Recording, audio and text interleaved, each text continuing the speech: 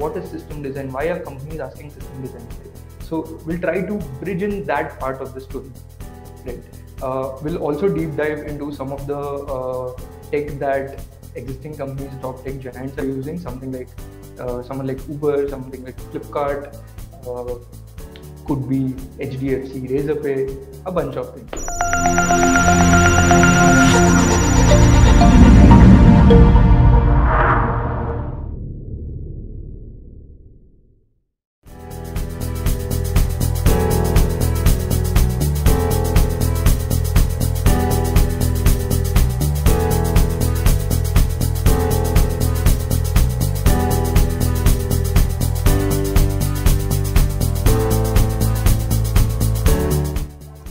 Welcome everyone. Hope you're keeping well and staying safe. This is Hafsanjum and I am working as a community executive at Recro, wherein we are working towards building an exclusive community for developers to help you get connected with like-minded people, build your network, and grow professionally.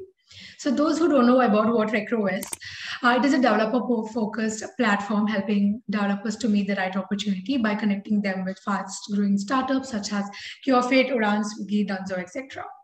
So welcome to Recro Talks, and today we are having a webinar on system design fundamentals and building system at scale. Our guest speaker for today is Prateek Kapasi. So Prateek is a software engineer turned entrepreneur. He's a founder of a tech startup called Hey Coach. Hey Coach helps software engineers to upskill in their career by training them for specific technical skills and getting them placed in a product company. Prateek has worked at Google as a part of the Google Search Bangalore team. At Google, he was responsible to improve the reliability of the Google Search tab. He also has experience working with Razorpay and Amagi Media Labs, both of which are unicorn companies right now. Yeah. So thank you so much, Prateek, for joining us. You may go ahead and say hi to the audience. Hey, hi everyone. So excited to be here. Prateek here. I can't wait to get started. Thank you so much for taking out time on a Saturday evening. I know you would have some plans, you would have some weekend vibes, but thank you so much for joining with Recro, joining with me, and yeah, looking forward to it.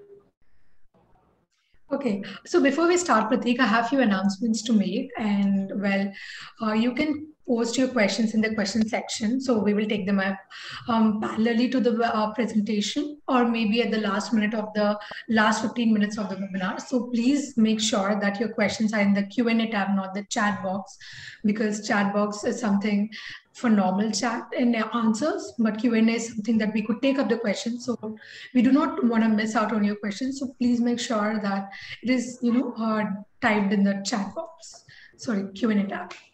And we will be rolling out the polls in between. So please do answer them and keep your notepad handy. And whatever you learn from today's event, post it on your LinkedIn and Twitter and tag Recro, tag me, and we'll be good to go. And we'll be really happy to see your learnings. So over to you, Prateek. I guess we can get started.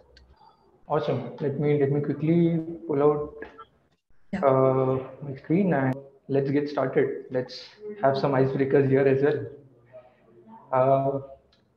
So folks, feel free to type in your answers below. Identify these companies. I think the first one is pretty obvious.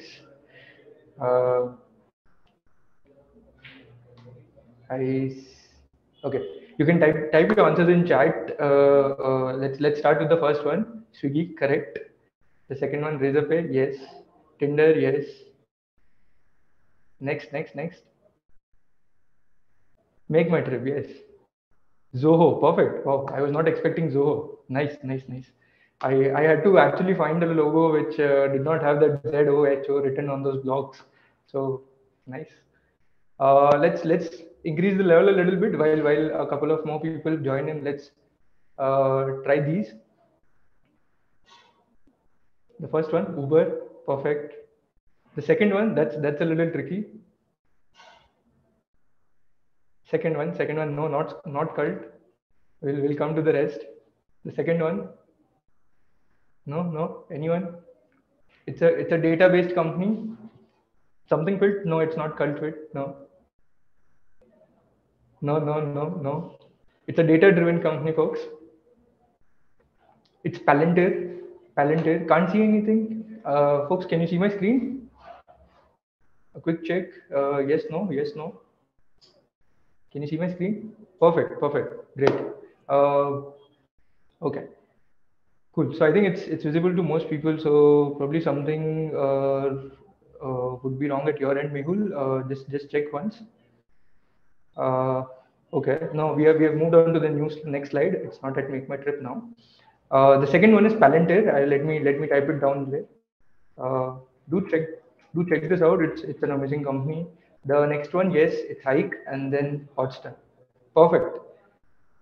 Uh, Great. So, folks, this was just a quick idea to get you folks hands-on with the chat. So let's move on. Thank you so much for joining in. Firstly, a bit about myself. My name is Pratik Kapasi. I have experience working with a bunch of product companies. My career started off with VIT University, where I graduated as a computer science engineer. Moved on to joining Amagi Media Labs. Amagi has a unique uh, product in the market. They help you play local television local advertisement. So let's say you have a business just in Chennai, you have a business just in Bangalore. They allow businesses like you, which are localized, to play your advertisements on national televisions. How they do it is they allow different locations, different business owners from across the nation to play TV advertisements on a national channel. So while you might be seeing Surya Vancham on Z Cinema, as soon as the ad break starts, uh, Chennai region and Bangalore region will switch to, let's say, your business, while Mumbai will switch to, let's say, Maggie, while the rest of the nation sees Netflix. So that's the concept. Moved on to working with Razorpay. Razorpay, as you would have probably heard, by the way, Amagi has recently turned into a unicorn startup. Razorpay is also a unicorn startup. It's currently valued at $7.5 billion. I worked with Razorpay for close to 2.5 years. Worked there on a bunch of exciting products in the payment space, and moved on to joining Google. At Google, I worked in the Google Search Bangalore team, and moved on to starting my own education startup, Hey Coach. At Hey Coach, we upskill software engineers to get them placed in good product-based companies. We prepare them for technical interviews and uh, right from everything from data structures, algorithms, system design, all of it. So yes, let's get started. But before we begin, let me set out a couple of things. I'm not going to talk about anything new. I'm not going to talk about any particular system in detail. This session is just focused on giving you a good overview of what system design is. Why do people talk about scale? Why do people even worry about system design? What is this word? I am, let's say, I have just graduated out of college, or I'm in a college studying in my, let's say, third year or final year, or I am an SDE-2 and I've started interviewing.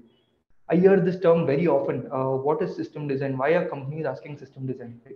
So we'll try to bridge in that part of the story. Right. We'll also deep dive into some of the tech that existing companies, top tech giants are using. Something like someone like Uber, something like Flipkart, uh, could be HDFC, Razorpay, a bunch of things. Right. So let's get started. And in the meantime, feel free to interact in the chat. Feel free to ask your questions. And if there is time, if we are on track, we will also have a live demo of something. Right. So let's get started. Uh, you can use your chat to talk back to me. Just give me 1 second. Sorry.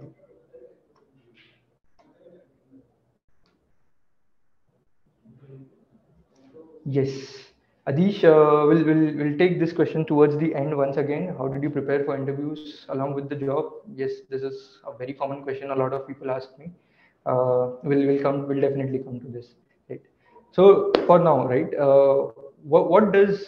What differentiates a service company from a product company? Can anyone share their insights? What is different? Why is a company called a product company? Why is a company called a service company? What differentiates?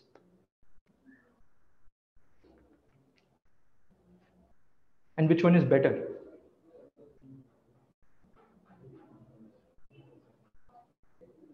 Type.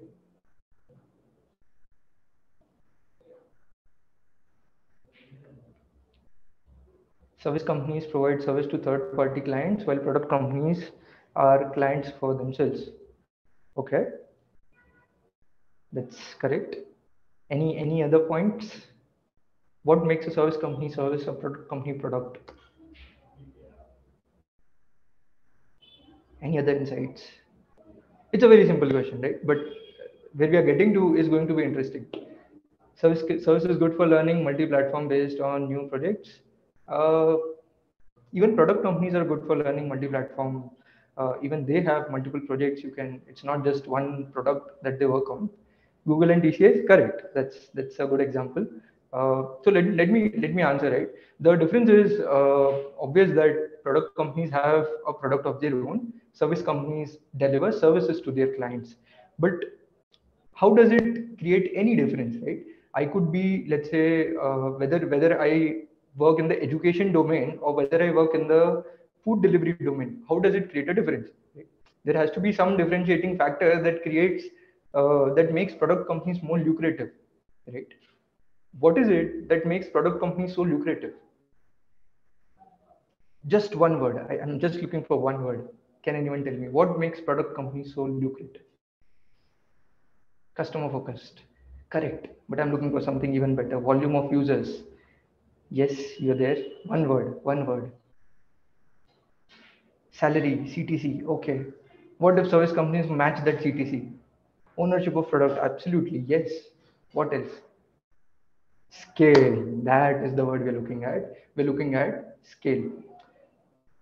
The reason why scale becomes important is because, let's say I create an Android app today. I have an Android device. I create an Android app. How many users can use that app? It can be millions, it can be billions.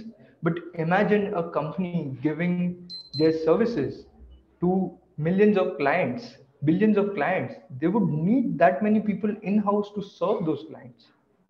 If it's a service company, scale becomes a problem. If it's a product company, the product can be changed, the product can be tweaked so that it can scale up. Scaling basically means handling a huge volume of users. Now let's talk about, why is this scaling so important? What goes into scaling? Innovation, correct. But let's say if services innovate, service companies, let's say today, if Cognizant comes and innovates something, and they say that, we have an amazing service, we have some kind of intellectual people along with us who will be able to predict future. You come to us, you give us a bunch of things about your life, and we will be able to tell you the next 7 days of your life. Innovation, right? But then how many clients will they be able to serve with this model? 1, 2, 10, 20, 100, 1,000, right? There'll be a bottleneck to the number of people you can reach out to if it is service driven. You need a product, you need an interface to actually go behind that. Right? That is the product part of it. And the moment Cognizant builds that layer through which people can automatically interact with the system, it automatically becomes a product company and it's no longer a service company. Right? Design or system should be scalable horizontally as well as vertically. Correct, Mega? Absolutely. Right. So let's understand, right? Why is scale so important? Let's think of let's understand the volume of scale we are experiencing on a day-to-day basis based on the apps that we use. Let's say we use Facebook or Instagram, right? I post something, it is visible to people in my network. Someone in my network posts something, I'm able to see that. Right? On Facebook, likes, comments, everything, all kinds of public activity that I do is visible to my first connections on network, right? Now imagine the volume. If let's say I post, if I am making a couple of posts in a day, if there are, let's say, 1,000 people I'm connected to or 500 people I'm connected to, all of those 500 people are seeing my post. They would also be seeing posts of another 500 people they have connected to, right? So the volume of posts or the content that is being built in on social media is increasing at an exponential rate, right? So the first thing, if you look about Facebook's feed, is how do you scale, how do you address the volume of data? If I want to see Facebook's, if I want to operate Facebook for 15 minutes, you cannot dump me with 500 posts. It has to be sequential, it has to be ranked, It has to be relevant to what I'm looking for, right? A lot of algorithms go behind ranking. A lot of algorithms go behind just fetching data for that 500, those 500 users. Now imagine if there are, let's say, 100 people posting 3 to 5 posts on a daily basis, that they themselves are creating a post of around 500 messages or articles on a daily basis. Now fetching those articles from database just for one user is not easy, because you need to now query more than 15 tables, more than 500 records, 7,000 records, just to render the feed for one particular user. That is where we talk about scale. That is where the system should be scalable. Yet today, when you open LinkedIn, you can automatically, you don't even need to wait. You don't even need to wait for the post to be retrieved from database for it to show on the web UI. Your mobile will not hang because those 500 posts will not be dumped on your mobile all at once. There's a lot of work that just goes into maintaining or addressing the volume. That is what we mean by scaling up. That is what we mean by designing systems that are scalable. Right?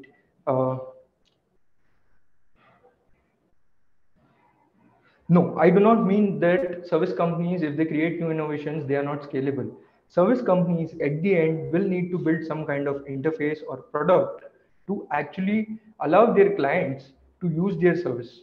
Right? The moment they create that interface, they're no longer a service company, it's a product company. So when you say service company or product company, you could have a mix of both. Service companies could still be having products part of it, right? And product companies still could be having services part of it. As a very simple example, right? Let's say I'm working at Swiggy, right? The Swiggy app is, it's a product, right? But the customer support is a service. So if there are 1 million people, and if every 1 million people, each and every one is raising a support ticket, the support, the customer support team at Swiggy cannot handle that volume, right? And that is a growing problem. So that is where they put in some kind of automation. That is where they tell you that, okay, identify what is your issue before we connect you to the agent. Is it about refund? Here's your refund. Is it about your delivery? Here's how you can track it. That is where the product part of it comes in. The services that you have which are not scalable, you slowly build an interface on top of it to actually provide that same value, and that is where it turns into a product. I hope that addresses the question, right? Yes. When building a new startup, should I focus on scaling infrastructure from the beginning, or think about scaling once the milestone of the user traffic is achieved? Scaling is not a one-day thing. It is an incremental process. To start off with, you don't need anything. You build a crappy version of the website, you just put it live. You download a logo from the internet and just put it live. Getting started is the important key over there. How you address that scale, users will come and tell you, I was trying to do this and this was not working. That is when you can go and fix it, or you can proactively identify that my users are going, and I have a volume of, let's say I built something like Facebook, and I have a volume of 1,000 people logging in every single day, and my website, because of that, is not able to maintain that scale. That is when you actually start optimizing database queries, and that is when you start actually optimizing things, right? So let's look at and there are a bunch of examples over here. Let's talk about Google search. Now imagine an engine that has scraped billions and billions of web pages from the internet and is giving you the results in less than a second, searching on all of it and giving you the results in less than a second. What is the most important part? Lot of things, right? First, scraping those billions and billions of results. Second, actually making sure that those results that you have scraped are updated, because today if I update something, tomorrow the same article could be updated, let's say 1 week later. So it has to be time constrained. If the scraping needs to happen on a regular basis, then there is search indexing that has to happen. Those records need to be searchable. I'm talking about a lot of engineering goes into identifying each and every component as well, but at a very high level, let's just split it into 2 to 3 parts, right? Scraping, searching, and actually being able to render those results on the browser. So imagine the volume where you are searching through billions and billions of records and delivering the results in less than a second. If 20 years ago someone would have told that you have, these billion files in a digital format, search and give me the results. It's even today, it's the efficiency with which Google search works. It's amazing, right? Let's talk about Hotstar, right? We saw that Hotstar logo over there. Hotstar, when you start a cricket match, you are able to see the feed almost instantaneously. You are able to see even if you open it in browser, right? Today, let's say you don't use the Hotstar app, even on the browser, the scores are updated immediately. So how are these things happening? When the entire nation is watching a cricket match, how do you expect that particular website to run smoothly, right? So that is where the scale is being addressed. Remember those uh, flash sales that used to happen on Flipkart? I think it still happens, right? Where especially it started off when Redmi came in, right? Flipkart was the flagship partner for Redmi, and it came in with this concept where you can only order our phones through Flipkart, and it will only open up on Tuesday, something around 10 a.m. or 11 a.m. Everyone used to log in at that same time. Within 2 seconds, the mobiles were sold. That's a different thing, but the site also went down a couple of times. That is where scaling comes in. Right? Big Billion Day, another example, right? Can you tell me a couple of more examples where you have experienced scale, where you have experienced downtimes?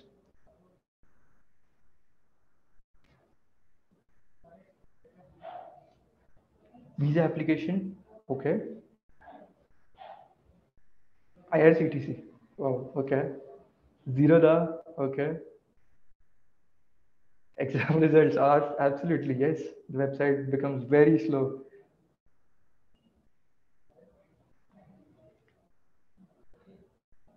Mostly all shopping sites.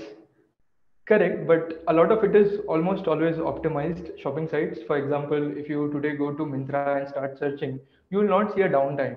Maybe on some of the pages, some of the categories which are very heavily loaded, you will see some a bit of higher latency. It will be slow to load, but it will still load, right? Tatkal, yes, on personal startup which built on the WordPress site. If you're seeing that skill, Dinesh, amazing. That's nice. Maybe there's a scope of actually turning it into a business model. Bank applications, SBI, right? SBI, book my show, right? So that is so now you understand scale, right? So let's actually go and understand what goes into building. So let's say you built a personal. Let's pick Dinesh's example, right? You have a website of your own instead of WordPress. Let's say you have built your own HTML based website, right? And on website you are doing some amazing stuff, and people are visiting your website almost every day, right? Almost every hour, almost every minute, right? So you're seeing a lot of scale, right? So there's a physical limitation to what a machine can handle, right? So how do you scale? Let's say if my machine, if I take an Ubuntu machine, if I take an Ubuntu server today, and I host a website from that server, how many users on an average will that machine be able to serve to, right? Let's say that has a 1 GB RAM, maybe 20 users, maybe 50, 500 users, right? Maybe I increase the RAM to 4 GB. Now it is able to serve 2000 users. Maybe I increase it to 8 GB. It is now being able to serve to, let's say, 10,000 users. But what if my website is seeing more traffic, more than 10,000? I'm already operating at, let's say, the maximum RAM I can, right? What do I do now? So the way I would do is I add another machine, right? There's something called load balancer. We anyone over here who has heard of load balancers? Yes, load balancers. Move on cloud, correct? Yes, yes, perfect. So you know what I'm talking about, right? Anyone who has not seen how to create a load balancer, anyone here who don't know how to create a load balancer, type don't know. If you don't know how to create a load balancer, type don't know. Don't know. Okay, okay, okay. Do you want to see it live in action? Okay, perfect. Amazing. Love the spirit. Love the spirit. Let's do a live demo then. Perfect. I'll stop my screen and I'll share my entire window. Just give me a second, or maybe not. I don't need to. One second. Just give me a second. I can probably share the entire window once. Let's quickly do a live demo.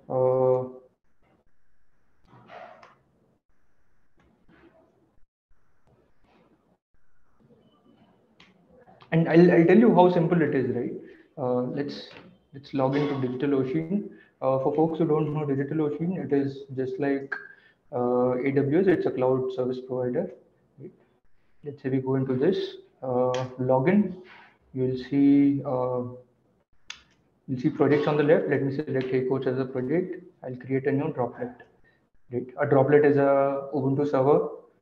I'll go to marketplace and let me select something on LAMP. LAMP is basically, it will give me an image with a web development server already integrated, right? So I don't need to install a LAMP server. LAMP server is basically a web server, right? Yes, so let's move on. Let's select regular with SSD, $5 plan. Let's keep it in Bangalore.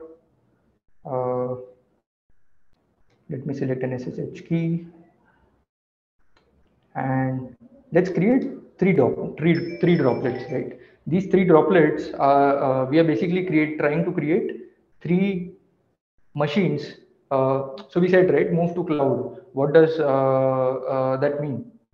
We want to move to cloud, so we are horizontally adding new machines. So let's say you had your website in your own machine, right? So think of this as that machine. This is one, this is second, this is third. So we are creating three clones, right? uh, let's go ahead and create these droplets. So 1 2 3, it is being created. Are you able to see the screen? Yes. Perfect. Yeah, we are able to see the screen. Okay, great. Let's also create a load balancer over here. You see this at the end, there's an option to create a load balancer. Let's create a load balancer.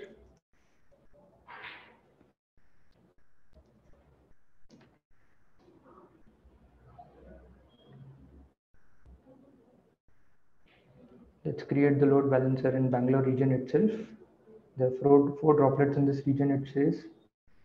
Then there are a bunch of configurations on how do you want the load balancer to operate and stuff, but we'll skip that. Right? Let's just say create. So it will create that load balancer in the background. Right? So now let's just wait for a minute or so while we get the droplets up and running. So these droplets are basically machines. These are servers, right? You get access to these servers on one click. So today I don't need to actually buy a Linux machine and build a data center. I can directly log into DigitalOcean, AWS, or GCP and actually create an EC2 instance right at one click. And this is how you create it, right? So let's access the console. Let's just give it one more minute because it has just created. I was facing some problem yesterday, but yeah, let's try. So let's launch the droplet console.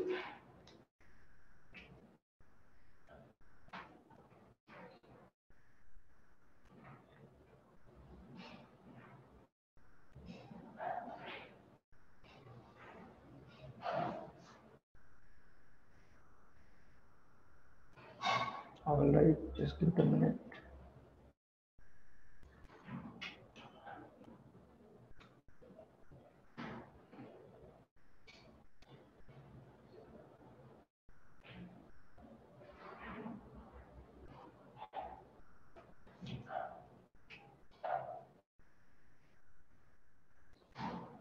Let's try a different droplet which is ready.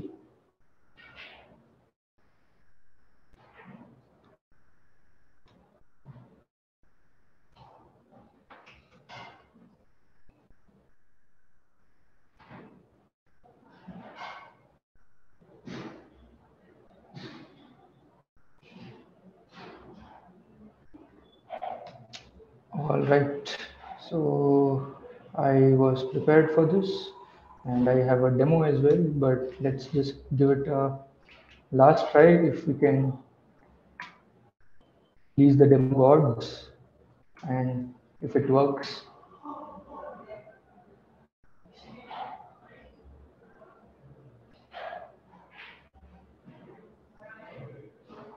Perfect. So let's say, so this is access. We have got access to a remote machine, right? So let's say I access the directory, the root directory where the web pages are available, and I open index.html page. Right? So I have an index.html page. Let's see what it looks like, right? So I take this IP, I go paste it on a new tab, and it says, please log in with your droplet. This is how it works, right? So it talks about some quick start guide here. So if you look at this, this is that exact same file from where it is being served. Right? See the LAMP installation, quick start guide. This is all the same thing. Right? So let's actually go ahead and remove all of this.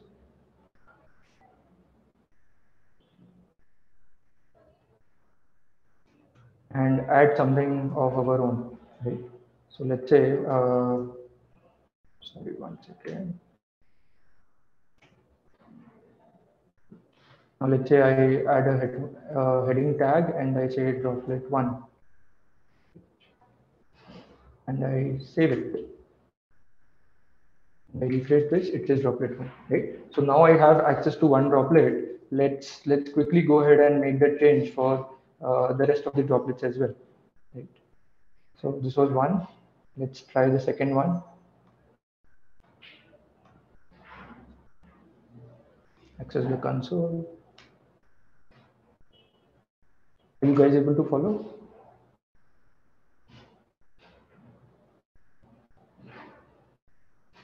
Following this.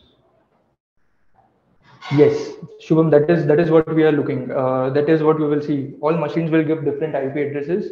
How do we bind it, right? So let's say I get access to the second server now. Let's quickly change the file for this also. Where www.html index.html. Right? So now we have this. Let's quickly remove all of this. Again, it's the same file that we saw initially. Let's remove this.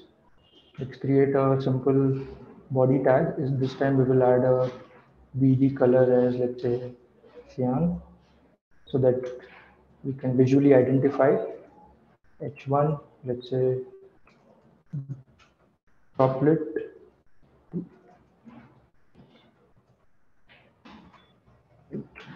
So we have created a second droplet. Let's quickly test that out. How do we test it?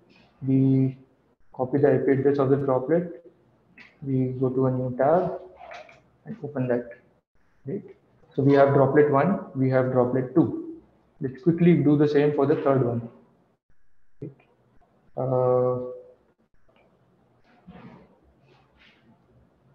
Let's go over here, access the console. The third one was throwing some error earlier. Let's see if it works.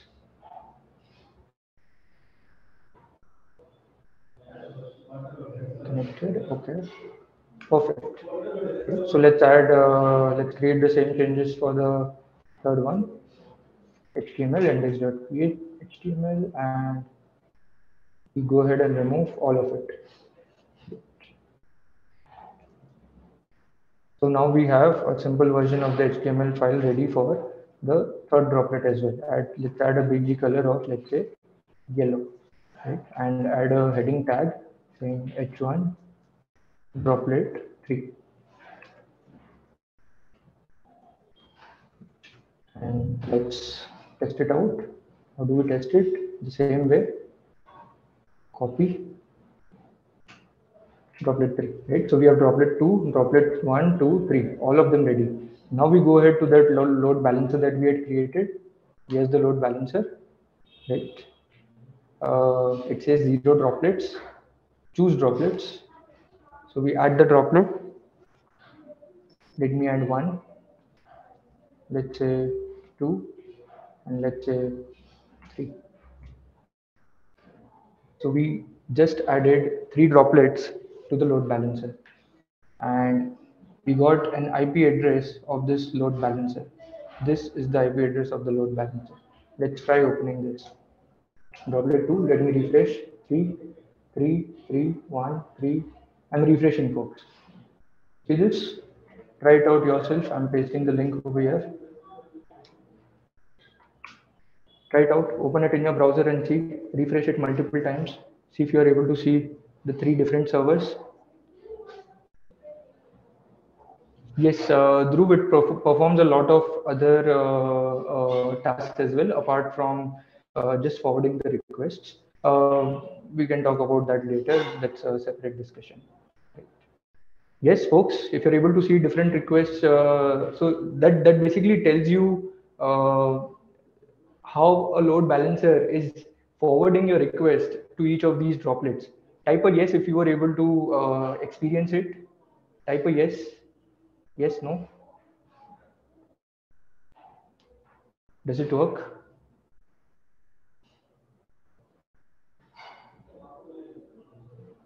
Yes, yes. How does it decide load balancer? So there are multiple algorithms, Shubham, in which through which it can decide which droplet to transfer it to. For example, it could do a round robin. It could do something like, let's say, sticky sessions. So let's say if it uses sticky sessions as one of the algorithms, for a given user, it will only redirect it to one particular server. So that particular server can cache your data and serve faster. This one was round robin, Vishal. I think the default is round robin. I've used the default one. Cool. So let's move ahead, right? So this was a quick demo that I wanted to give you folks about load balancers, right? So coming back, is there any fault tolerance? Not right now. It's this one is just load balancer, a simple load balancer, right? Uh, but yes, let's move on. So you can you try it out yourself. It does not take a lot of time to experiment. DigitalOcean and other cloud providers provide you a lot of free credits. So the infra side of things, the system design part of it, it's not just about reading things, it's about actually doing things, right? Of course, you may not be able to replicate a Google search engine level of scale at your end, but you can at least get hands on with what is actually required. So right now a lot of people ask me, how does it decide which droplet to go to? That is the curiosity. That curiosity needs to be addressed, right? That is how, when you do it hands on, you come up with a lot of creative questions, and that is where you actually do it, right? Now let's talk about scaling databases. What happens when you want to scale a database? What goes right? What goes wrong? Right? Uh, what are the issues that you would face generally in scaling a database? Right? I'll share the screen again, but yeah, please use the chat in the meantime. What issues will you run into if you want to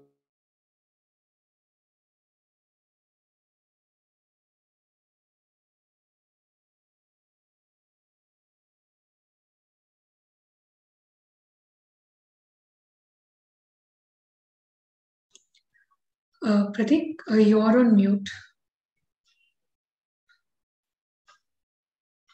You're on mute.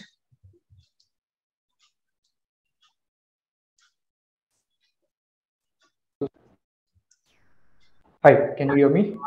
Yeah, we can hear you now. Perfect. 1 second, I cannot hear you. Okay. His screen is. Afsa, can you hear me? You cannot see your screen if you're sharing it. Okay, perfect. How about the screen? No? Yeah, now we can see. Yeah. Just 1 second. Is the screen visible? I'm changing a couple of slides. Are you able to see the slides? Yeah, we can see the slides changing. Yes. Perfect. Okay, nice. Yeah, so let's come back to what we were discussing. Sorry for the operational issues. Scaling databases, right? What really goes into scaling a database, right? So we will run into issues where you'll not be able to write, you'll not be able to read, you'll not be able to your database will start serving different things to different users based on the architecture that you have onboarded, right? That you have taken in, right? For example, every record that you add into, let's say, transaction table, you need to check who is the user that is making the transaction, right? So you replication can cause issues, deadlock due to locking, sharding is a absolutely mega, absolutely, right? So think about things like let's say if you just want to create a transactions table, right? And the transaction table is already having a million rows. There are, let's say, a few. A couple of million of users and maybe hundreds of millions of transactions that you have in the table. Every entry that you add in the transactions table, if it goes and checks into the users table, who is the user, does a foreign key validation, it will not work, right? You'll have to slowly start dropping those foreign key validations. You'll start have to, you'll have to index those tables. You'll have to uh, handle modifying the database schema. For example, right, I'll give you a simple example. If let's say you have a transactions table and you want to, you are having, a few thousands of transactions every second, right? And you want to now add a new table, new column into that particular transaction table. Right? What happens is adding a new column is altering the database schema, is altering the table schema. If you alter the table schema, the entire table gets logged. If the entire table gets logged until that operation happens, uh, any new transactions that are happening out there will not be able to, will be queued, will be paused.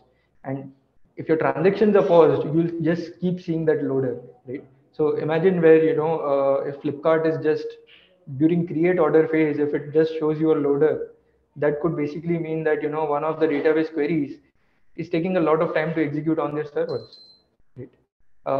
Yes, Mega, NoSQL database can be used in large scale systems. We'll look at one of the tech giants which is using MySQL database to actually scale, right? Let's talk about Uber.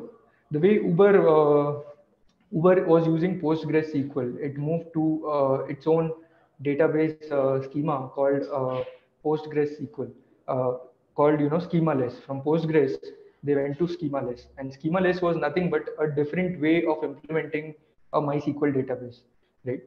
Their objective was very simple. They wanted to scale horizontally. The way we added three servers, the exact same way they wanted to add new servers, and by adding new servers they wanted to achieve two things. First, it should increase the available storage space that we have, available disk storage space that we have, right? Because you have added a new machine, so it should technically give you some space, right? Second, they wanted to decrease the response times. So if I've added, so let's say in this particular example where I sent you this link to the load balancer, right? To my application, I'll no longer call it a load balancer. That's the link to my application. I can put in 3 droplets, I can put in 30 droplets, I can put in 300 droplets. The performance should increase by adding a new droplet, right? If earlier it was taking 5 seconds for a response, it should now take less than 5 seconds. How will that happen? Because it was taking 5 seconds because the requests were getting queued, right? So the way Uber did it was they implemented their own version of database. I can share the blog link later. Just DM me if you are interested to know more.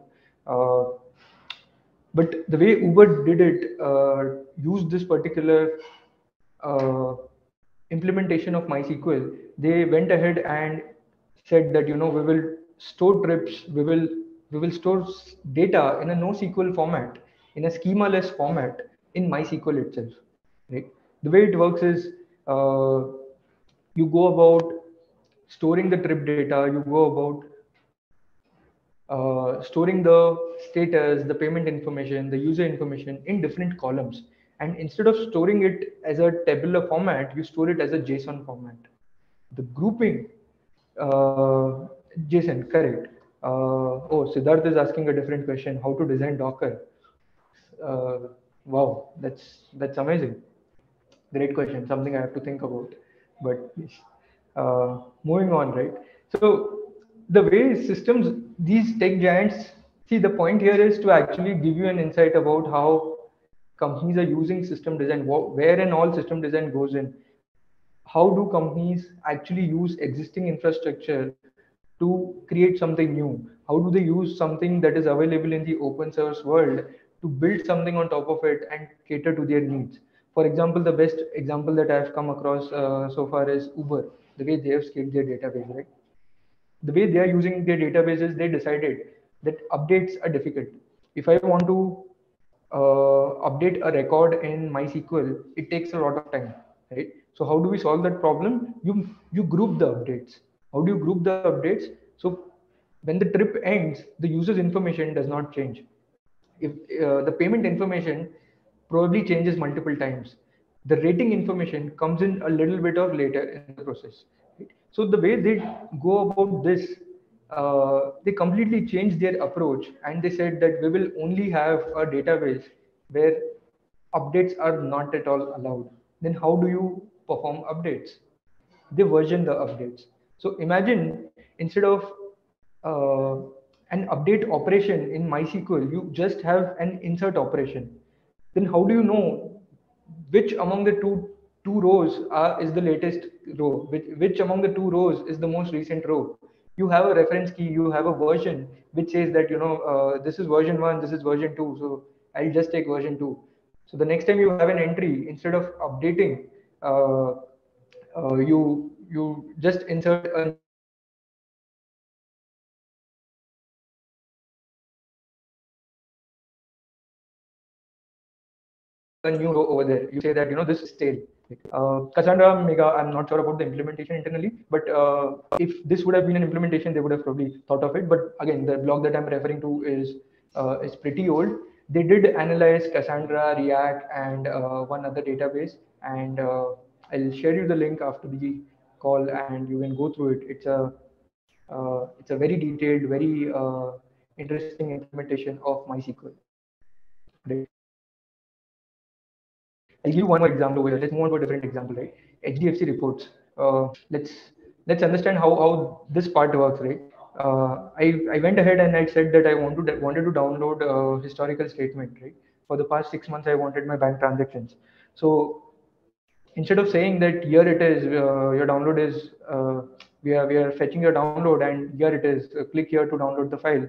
They instead showed me that it is going to be queued. You will be able to download it after we process it. Now what is happening in the backend, right? Why do I need to wait for my transactions to get processed? I just want transactions of the past 3 months, let's say. As you can see here, February to whatever it is, March, April. uh, it's just 2 3 months of data, but why do I need to wait? Why cannot it give it to me on one click? That is how the system has been designed, because it cannot give it to you in one click.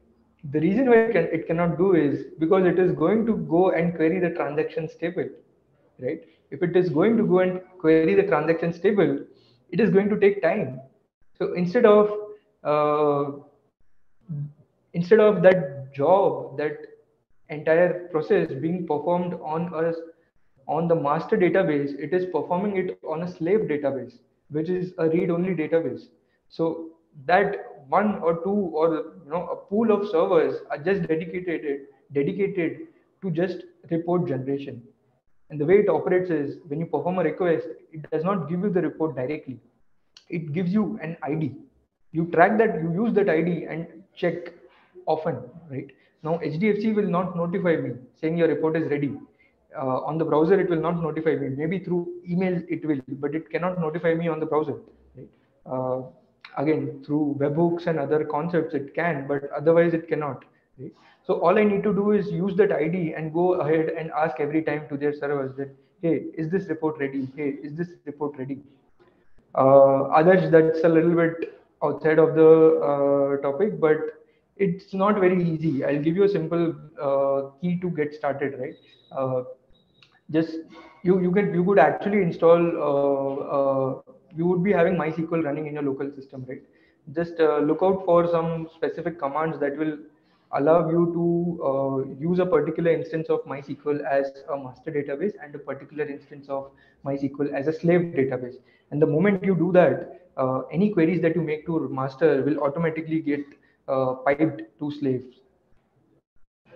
Right. Dhruv, memory issues with regards to schemaless implementation, yes, there are a lot of other issues that I've not discussed here. There are triggers, there are memory constraints, there are updates. I'll send you the link separately. I'll send you the link separately, and you can go through it. Right. So that is mostly for what I had to cover. There was one more topic, but I think we can skip that for now. Um, just give me 1 second. Yes. So that's about it, folks. Happy to take any questions that you may have. So Pratik, we have one question in the Q&A tab. I guess Adarsh, he asked, what are the advantages of using Thank you, digital Mohammed. Thank oceans? you. Is that answer? How is your server configured to look into a particular database master or slave? Yes. So for each query, what you do is you define you. So let's say a simple web application, right? Could be a Node.js, could be a PHP application, could be a Ruby on Rails, could be Django.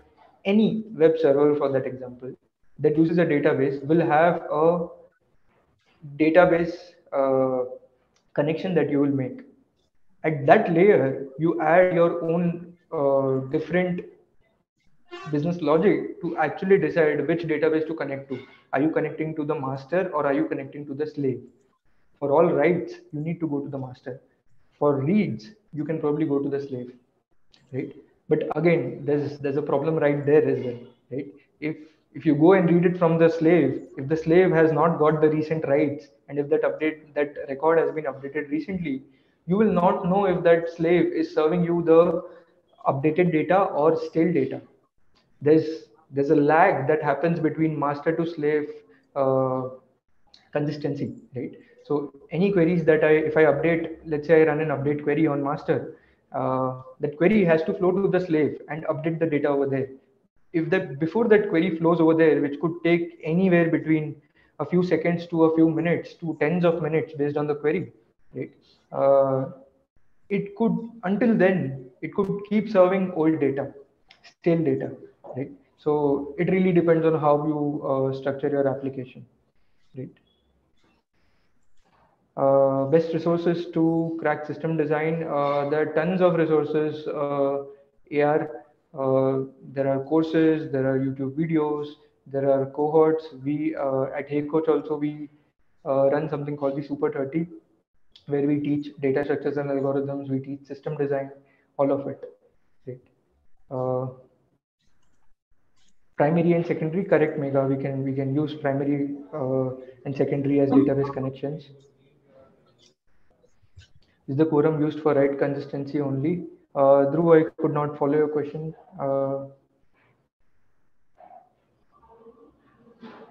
Mika is saying I faced an issue where read write was happening within milliseconds and uh, had to remove the condition and use only primary. Correct. See, that is the thing, right? If there is a lag, you only switch back to primary. So that is always the thing. If you want to add GraphQL to our read queries, we don't need to add the same to our master DB. Is it correct? If you want to add GraphQL to a read queries, correct? Yeah. If you have a read only version to your database, you could build pipelines on top of it. You could build ETL pipelines. You could translate the data into a different view, right? You all know what database tables are, but you probably wouldn't know what database views are, right? So this will help you over there as well, right? Uh, how is DB consistency maintained with master slave architecture? Okay, I follow your question. DB consistency, again, it comes at a cost. If you run heavy update queries on master, slaves will not serve you it will not be consistent. So for queries like those, you could actually, make all reads move to primary for a unit period of time, or be fine with your users reading stale data. But that does not work in the payment industry. If you have made a payment, you shouldn't be waiting for 15 minutes or 2 hours for that rights to propagate to the slave database to get an acknowledgement that yes, my payment was successful. You want it immediately, right? You want a green screen. So you want the rights you want the reads to be consistent with the rights, right? What about leader election strategy out of picture? Sorry, Dhruv. We'll take it separately sometime offline. Feel free to reach out. Okay, so folks, these are all technical questions on master slave. We can go on and on into this. We can always feel free to connect to me. We can always do that. For now, I'll just say that the best thing is to keep exploring. The best thing is to be curious, learn about things. Just don't read it up. Just don't follow a YouTube tutorial or a blog and just say that, okay, yeah, I know what a load balancer is. If you can, why not try it out, right? And you know now how long it takes. It just takes 15 minutes. Of course, I have some pre-context. When I started doing this for the first time, it would have taken me around more than an hour, right? But that's about it, right? uh, so yeah, just keep exploring and don't forget to kill those DB instances or droplets once you're done with it. Otherwise, it will keep billing you, right? If you want to explore the database, the digital ocean part of it, I can share a link with you. Just give me 1 second. It is again, it is a referral link. So if you make a payment above $25, I also get $25. But you don't need to make any payment. You can directly go ahead and use $100 free as free credits that are going to. Once you sign up with this link, you'll get 100 free credits, $100 of free credits. You can directly keep using it. And finally, feel free to check out Super 30, join Super 30. I'll just drop in a link over here. We train software engineers to help them clear interviews with the top tech companies. Sign up, and one of us from the team will get in touch with you soon. And if you have anything, if you would like to know about anything, you can always DM me. My LinkedIn DMs are open. Feel free to connect. That's mostly about it. Thank you so much, folks. Pratik, I guess there's one question. I don't know if it's taken or not from Q&A tab from Mohammed. Can you Yes, just have now comes the question that we left out. How to manage time along with job for interview preparation? See, job is just a transaction, Adish, right? Think of it this way. You're learning something exciting at your workplace, right? You're working on some exciting projects. You're working on some uh, you're owning some good services. There's no time at all, correct? But then if you want to learn new stuff, you're spending time. If you spend time on learning new stuff, you're spending time on yourself, right? And if you cannot take out 1 or 2 hours of time for yourself to upskill yourself, to learn new things, to actually learn things that will take you to the next level, then what's the point, right? Let's say Monday to Friday you're busy, right? Usually it is 9 hour commitment to your job. Let's say you give you you want to overdo it, right? Let's say you love your job, you want to contribute, there are burning issues, you want to put in more time. So instead of 9 hours, you put in 12 hours, 13 hours, but you can still take out that 1 hour for yourself, right? That 1 hour incrementally on every single day plus weekends. A lot of companies don't have Saturday Sundays working, right? So that is one of the things. You could leverage your weekend instead of just binge watching all Netflix, the entire Netflix. Go learn something worthwhile. You have all the time. Everybody has time. It's just about where you use it, where you put it to use. That's about it. How did Hey Coach idea build? Can you please tell us the journey? Absolutely, Dhruv. So the way it worked, it started off right. I joined Google. I was never confident about joining Google. So I was working with Resume, and I started preparing myself, preparing for interviews. Right. I started interviewing with companies, and once I got into Google, I was like, okay, blank. What do I do after this? I'm working at one of the best companies. What do I do now? So for 3 months, 2 months, 3 months, I absolutely did nothing, just chilled, right? But that upskilling part, that growth mind was always there. So I started understanding what. So I have a sister. She's 2 years younger to me, and she's from a tier 3 college. So I started seeing things, right. Her friends, a lot of people from her network were not able to get even interview calls from some of the best companies out there: Swiggy, Zomato, Make My Trip, the Clear Tax, Razorpay. There's so many product companies out there, and there's so much talent hidden in tier 2, tier 3 colleges. It just needs someone to help them unleash that potential, right? And that's where I thought, if I can coach a few people from my own network and help them upskill themselves, get them to a better position, get them to a higher salary band, why not? Why join TCS Cognizant? Or there's nothing wrong with TCS Cognizant, it's just the pay scale and the service nature of those companies, right? when you can join a when you can work on some of the best scaling companies, why underutilize that potential, right? If you have the potential, if you feel you have the potential to do more, uh, just go and go all in on it, right? So I started teaching engineers slowly, steadily. I took an approval from Google to actually coach engineers part time. Google approved it, and I started running Hey Coach while I was working at Google.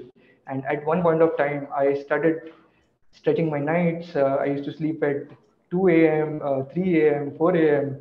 And that's when I decided that, it's adding real value to people, and it is something I'm very passionate about. So I took a leap of faith and started off full time. So that was the last question of the session, guys. So that brings us to the end of this wonderful session. I would like to thank each one of you for joining us and hope you learned something new from today's session. We will look forward for your post on LinkedIn along with your key learnings. Don't forget to tag Recro, tag Pratik, tag me on your post. And also thank you so much, Pratik, for joining us. And it was awesome having you. Thank you for taking your time and sharing your insightful information. Before we end the session, there are a few things that I would like to share with everyone. We have created a community for developers called Rebase on Discord. Join a closed community for JavaScript developers to unleash your true potential. So if you're someone with 2+ years of experience and you can get a chance to connect with the fellow developers, get career opportunities, and ask for help. So the link to Discord will be dropped down in the chat. So make sure that you join over there and then say hi to the fellow developers over there, and we can connect on daily basis. And you can let us know what are the best practices that we could have on our Recro talks, or we're also starting with the mentorship program. So that's something that you could leverage it. And we have made a LinkedIn post about this session. Do comment your learnings in this post. Link of the post will be in the comments again. Please share your learnings and share what's something that you love the most. If you want more of sessions like this, let us know. You can connect on our LinkedIn with my team, me and Rashmi, and then we can get some amazing speaker like Pratik or Pratik himself for another session like this. If you have more questions, you can connect and follow Pratik on LinkedIn. So I'll just drop his LinkedIn link in the chat. So you can just go quickly if you have any questions around Hey Coach or something that he explained it today. You can just quickly go connect and he'll be more than happy to personally DM you and help you out with any queries and everything. If you're exploring career opportunities, Recro is hiring passionate developers. Check out the current opening at Recro. You may find something for yourself or for your friend, and we'll make sure of placing you at the top great startups of the country, no matter which college you're from. So yeah. And to stay updated with such events, you can follow us on social media. Follow Recro on Instagram and YouTube. So that's all for the session, guys. Thank you so much for joining. Hope to see you in the next session. Take care, stay safe. Thank you so much. Thank you so much, Pratik.